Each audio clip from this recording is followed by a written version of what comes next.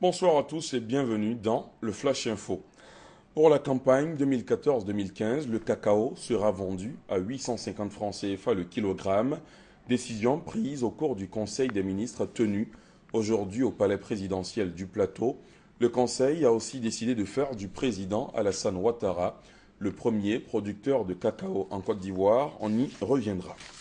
Et justement, le Premier ministre est justement la troisième campagne cacao, après la réforme de la filière café-cacao démarre ce mercredi 1er octobre. Le prix Borchamp fixé est de 850 francs CFA, je vous l'annonçais tout à l'heure, par kilogramme dans toutes les zones de production. La campagne 2014-2015 se caractérise par une batterie de mesures en faveur des petites et moyennes entreprises exportatrices et COPEX, coopératives exportatrices, en vue de les rendre compétitives. Le chef du gouvernement ivoirien Daniel Kablan-Duncan a procédé à la pose de la première pierre du poste de transformation 90-15 kV d'Anoumambo pour l'amélioration des besoins en électricité des populations de Marcory. Cette action est une composante du programme de renforcement du réseau électrique dans l'ensemble du pays. La cérémonie a eu lieu ce matin à Marcory, le témoignage de notre reporter dans la grande édition. Aujourd'hui, 1er octobre, est célébrée la journée mondiale des personnes âgées. Ici en Côte d'Ivoire, l'événement a été commémoré à l'Institut des aveugles dans la commune de Yopougon, occasion pour exhorter les personnes âgées à maintenir leur santé en pratiquant notamment le sport et une bonne alimentation. À l'étranger, l'actualité dans le monde en bref et en images. D'abord, direction l'Algérie. Le ministre algérien de la Justice a affirmé aujourd'hui que certains des assassins d'Hervé Gourdel ont été identifiés, mais de nombreux éléments indiquent de graves défaillances dans la sécurité. Reportage. Le ministre algérien de la Justice, Tayeb Lou, a annoncé que certains ravisseurs de l'otage français Hervé Gourdel, décapité en Algérie, ont été identifiés.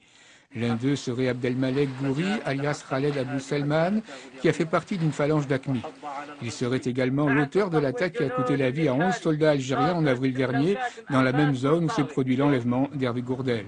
Le parquet a requis des mandats d'arrêt à l'encontre des ravisseurs identifiés. Un premier cas d'Ebola a été détecté aux États-Unis. Le patient, actuellement hospitalisé à Dallas, a voyagé au Libéria. L'hôpital n'a pas indiqué l'identité du malade ni son âge. Un autre ressortissant américain, un médecin en contact avec le virus en Sierra Leone, a été rapatrié et placé en quarantaine près de Washington. Au Japon, les sauveteurs avaient dû renoncer à se rendre sur place par crainte d'une nouvelle éruption du fait d'un redoublement des rejets de gaz et de cendres. Les opérations sont difficiles pour les secours. 48 corps ont été retrouvés entre samedi et mercredi matin sur les pentes de ce volcan de plus de 3000 mètres situé entre Nagano et Gifu. Les autorités sont toujours sans nouvelles d'un grand nombre de personnes.